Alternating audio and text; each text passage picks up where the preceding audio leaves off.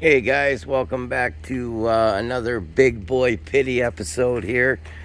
I just thought I'd do a quick video. This poor little deer came out in the middle of the road and he got hit, so the cop had to come and yeah, he's still warm. But yeah, he got shot right in the face. See the gunshot? I think it's the gunshot there anyhow, but yeah, that's a sad thing, but it happens.